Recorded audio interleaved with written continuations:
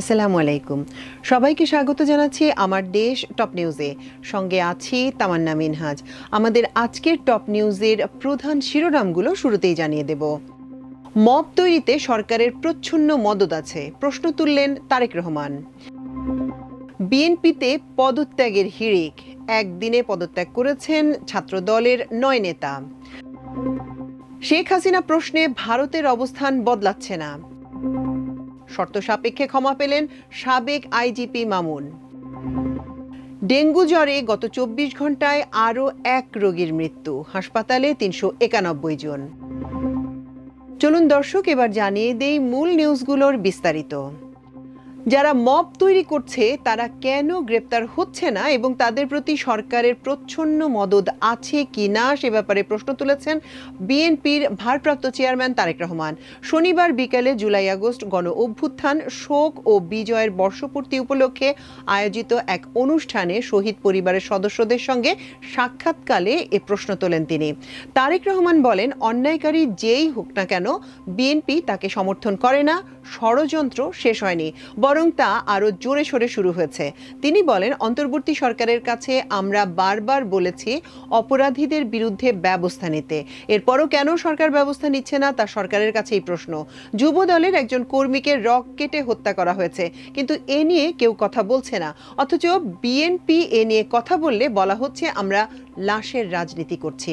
তারেক রহমান আরও বলেন, 3 মাস আগে বিএনপি জুলাই সনদ নিয়ে অন্তর্বর্তী সরকারের কাছে নিজেদের অবস্থান পরিষ্কার করেছে, এখন সেই সনদের বাস্তবায়ন সরকারের উপর নির্ভর করছে।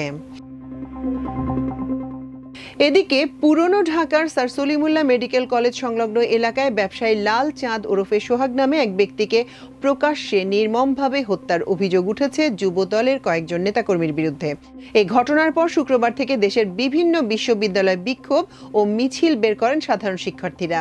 নৃশংস এই ঘটনার প্রতিবাদে এবং দায়ীদের বিচার দাবিতে দেশ জুড়ে ছাত্রদলের নেতাকর্মীদের মধ্যেও তীব্র প্রতিক্রিয়া দেখা দিয়েছে। সংগঠনের প্রতি ক্ষোভ ও হতাশা থেকে ঢাকা বিশ্ববিদ্যালয়, জগন্নাথ বিশ্ববিদ্যালয় সহ বিভিন্ন শিক্ষা প্রতিষ্ঠান থেকে বিভিন্ন কমিটির 9 জন নেতাকর্মীর পদত্যাগের খবর পাওয়া গেছে। ব্যবসায়ী হত্যার নৃশংসতার প্রতিবাদ জানিয়ে ঢাকা বিশ্ববিদ্যালয়ের মাস্টারদা সূর্য সেন হল শাখার জাতীয়তাবাদী ছাত্রদল কর্মী মোহাম্মদ আবু সাইদ পদত্যাগ করেছেন। শনিবার সকালে ফেসবুকে নিজের অ্যাকাউন্টে পোস্ট দিয়ে তিনি এই পদত্যাগের ঘোষণা দেন। বিএনপিকে পরিবারতান্ত্রিক দল, নিয়মিত কাউন্সিলের মাধ্যমে নেতা নির্বাচিত না হওয়া, দলে গণতন্ত্র না থাকা সহ বেশ কিছু অভিযোগ তোলেন তিনি। প্রতিবাদ জানিয়ে ছাত্রদলের আহসানুল্লাহ বিজ্ঞান ও প্রযুক্তি বিশ্ববিদ্যালয়ের শাখার সাধারণ সম্পাদক মোহাম্মদ লিসানুল আলম লিসান পদত্যাগ করেছেন। শুক্রবার রাত 12:16 ফেসবুকে নিজের অ্যাকাউন্টে দেয়া একটি পোস্টে তিনি পদত্যাগের ঘোষণা দেন। এছাড়া পদত্যাগ করেছেন জগন্নাথ বিশ্ববিদ্যালয় শাখা ছাত্রদলের আহ্বায়ক সদস্য পারভেজ রানা প্রান্ত।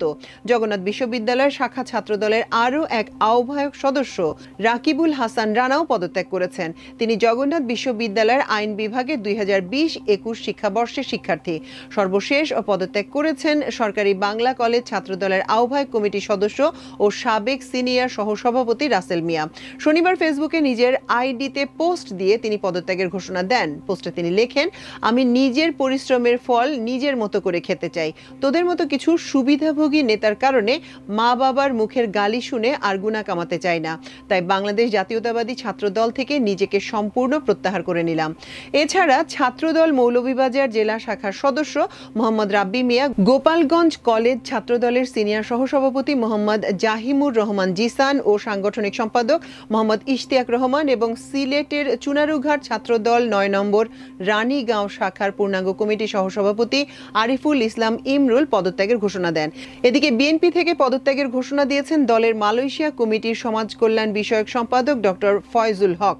শনিবার নিজের ফেসবুক আইডিতে এ ঘোষণা দেন তিনি। বিবৃতিতে তিনি বলেন, দীর্ঘ রাজনৈতিক পথ চলার পর দলীয় মতাদর্শে বিরোধের কারণে তিনি দল থেকে সরে দাঁড়াচ্ছেন। বিবৃতিতে তিনি আরও বলেন, ইসলামপন্থীদের বিরুদ্ধে দলের কিছু বক্তব্য আওয়ামী লীগের বক্তব্যের সঙ্গে বিস্ময়করভাবে মিলে যাচ্ছে। এতে একজন ডানপন্থী রাজনীতিক হিসেবে নিজেকে কোণঠাসা অনুভব করছি। তিনি আরও বলেন, আমি পাথর দিয়ে মানুষ হত্যা, সন্ত্রাস, চাঁদাবাজি কোনোটিকে সমর্থন করি না। আমি চেয়েছি একটি ন্যায়ভিত্তিক, মানবতা কেন্দ্রিক ও ধর্মীয় মূল্যবোধ সম্পন্ন রাজনীতি করতে। ছাত্র জনতার আন্দোলনে গুলি চালানোর নির্দেশ দিয়ে শেখ হাসিনার অডিও ফাঁস কিংবা মানবতা বিরোধী অপরাধের মামলায় তার বিরুদ্ধে প্রথম অভিযোগ গঠন যত যাই হোক না কেন, বাংলাদেশে ক্ষমতাচ্যুত প্রধানমন্ত্রীকে নিয়ে ভারতের অবস্থানে এখনো কোনো পরিবর্তনের লক্ষণ দেখা যাচ্ছে না। বাংলাদেশের অনুরোধ মেনে তাকে বিচারের জন্য প্রত্যর্পণ করার যে কোনো সম্ভাবনা নেই, দিল্লিতে ওয়াকিবহাল মহল সেটা এখনো জোর দিয়েই বলছেন। শেখ হাসিনা নিজেও এই দুটি বিষয়ের কোনোটিতেই এখনো আনুষ্ঠানিকভাবে কোনো প্রতিক্রিয়া জানাননি। গত 11 মাসেরও বেশি সময় ধরে ভারতের আশ্রয়ে থাকাকালীন তিনি নিয়মিত দলের নেতাকর্মীদের উদ্দেশ্যে সোশ্যাল মিডিয়ায় ভাষণ দিচ্ছেন বা নানাভাবে ইন্টারঅ্যাক্ট করছেন। বাংলাদেশ আওয়ামী লীগের ফেসবুক পেজে ও ইউটিউব চ্যানেলে তিনি শেষ লাইভে ইন্টারঅ্যাকশন করেছেন গত 8 জুলাই সন্ধ্যাবেলায়, কিন্তু সেখানে এই প্রসঙ্গগুলোর কোনোটি আসেনি। তবে বিবিসির যে তথ্যচিত্রে হাসিনার প্রাণঘাতী অস্ত্র ব্যবহারের নির্দেশের অডিও ফাঁস করা হয়েছে, তার পুত্র সজীব ওয়াজেদ জয় এক ফেসবুক পোস্টে সেটিকে অপসাংবাদিকতার নির্লজ্জ নজির বলে দাবি করেছেন।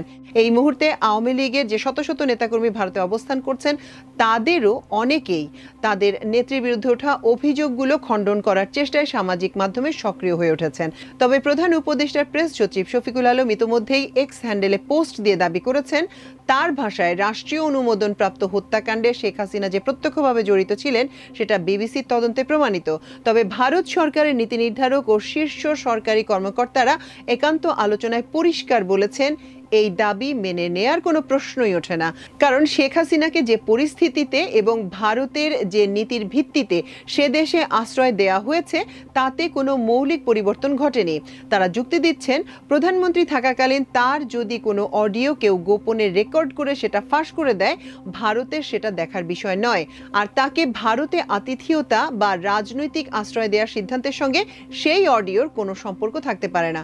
দ্বিতীয়ত, বাংলাদেশে যে আন্তর্জাতিক অপরাধ ট্রাইব্যুনাল শেখ হাসিনা সহ অন্য অভিযুক্তদের বিচার প্রক্রিয়া শুরু করেছে, সেটা আদৌ কতটুকু সুষ্ঠু ও নিরপেক্ষ হচ্ছে তা নিয়েও ভারত সন্দিহান। জুলাই গণহত্যা মামলায় নিজের দায় স্বীকার করে রাজসাক্ষী হওয়ার শর্ত সাপেক্ষে সাবেক আইজিপি চৌধুরী আবদুল্লাহ আল মামুনকে ক্ষমা করে দিয়েছেন আন্তর্জাতিক অপরাধ ট্রাইব্যুনাল। শর্ত অনুযায়ী তাকে নিজের ও তার সঙ্গীদের অপরাধের বিষয় ট্রাইব্যুনালে তুলে ধরতে হবে। একই সঙ্গে নিরাপত্তার স্বার্থে তাকে কারাগারের অন্য বন্দীদের সঙ্গে না রেখে আলাদা জায়গায় রাখতে আদেশ দেওয়া হয়েছে। এ বিষয়ে ট্রাইব্যুনালের আদেশে লিখিত অনুলিপি শনিবার প্রকাশ করা হয়েছে। গত 10 জুলাই ট্রাইব্যুনাল আদেশ দিয়েছিলেন। লিখিত আদেশে ট্রাইব্যুনাল বলেন, আসামি শেখ হাসিনা, আসাদুজ্জামান খান কামাল এবং চৌধুরী আবদুল্লাহ আল মামুন নামে 3 জন অভিযুক্তের বিরুদ্ধে অভিযোগ গঠন করা হয়েছে। অভিযুক্ত চৌধুরী আবদুল্লাহ আল মামুনকে অভিযোগ গঠনের পর ব্যাখ্যাটি পড়ে শোনানো হয় এবং তারপর তাকে জিজ্ঞাসা করা হয় যে তিনি দোষ স্বীকার করবেন কিনা। তিনি দোষ স্বীকার করেছেন এবং বলেছেন যে তিনি অপরাধের সঙ্গে সম্পর্কিত সমস্ত পরিস্থিতি এবং সংশ্লিষ্ট সব ব্যক্তির বিষয়ে প্রধান বা সহায়তাকারী পূর্ণাঙ্গ সত্য প্রকাশ করতে চান।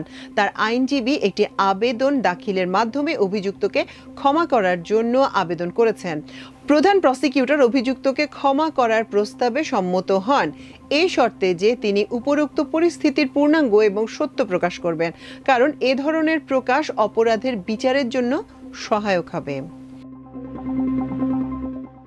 ডেঙ্গু জ্বরে আক্রান্ত হয়ে গত 24 ঘন্টায় সারা দেশে আরও একজনের মৃত্যু হয়েছে। এ সময় নতুন করে বিভিন্ন হাসপাতালে ভর্তি হয়েছেন 391 রোগী।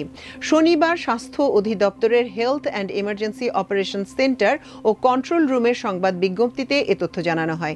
এতে বলা হয়, গত 24 ঘন্টায় বরাবরের মতো বরিশাল বিভাগে সবচেয়ে বেশি আক্রান্তের সংখ্যার তথ্য উঠে এসেছে। এ সময় বিভাগটিতে আক্রান্ত হয়েছেন সর্বোচ্চ 128 জন।